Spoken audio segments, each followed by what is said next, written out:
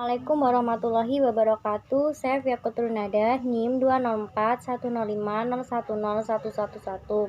Di sini saya akan menanggapi video ketiga dari Bapak Dr. Abdul Wadud Nafis yang berjudul Ekonomi Tertutup dengan Kebijakan Pemerintah atau Ekonomi Tiga Sektor.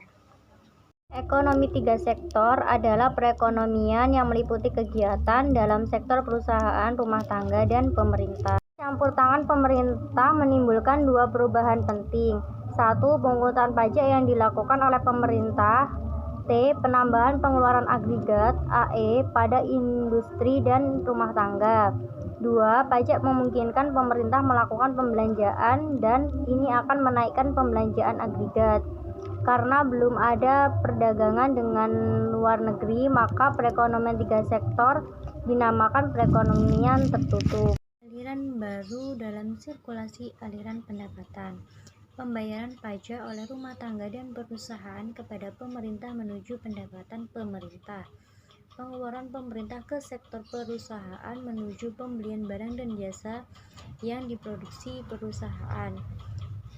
Aliran pendapatan dari sektor pemerintah ke rumah tangga dan industri menuju pembayaran atas penggunaan faktor-faktor produksi rumah tangga dan industri oleh pemerintah. Pendapatan yang diterima oleh rumah tangga digunakan untuk tiga tujuan.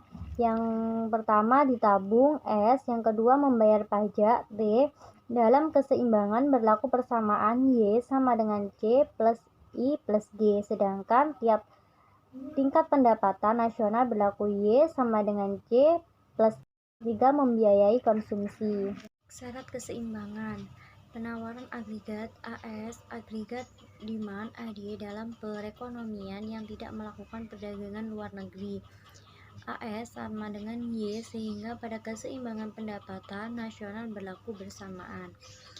C plus I plus G sama dengan C plus S plus T. Apabila C pada tiap ruas diurungkan, maka berlaku I plus G sama dengan S plus T. I plus G adalah suntikan, S plus T adalah bocoran. Langsung dan tak langsung. Pertama, pajak langsung. Jenis pungutan pemerintah yang secara langsung dikumpulkan dari pihak yang wajib membayar pajak. Kedua, pajak tak langsung. Pajak yang bebannya dapat dipindahkan kepada orang lain.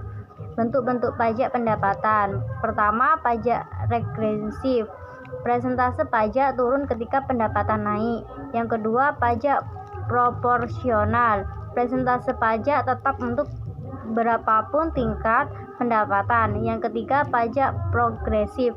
Persentase pajak naik ketika pendapatan naik. Pajak terhadap konsumsi dan tabungan. Pajak akan menurunkan YD pendapatan disposable sejumlah T, sehingga YD sama dengan YT karena YD turun.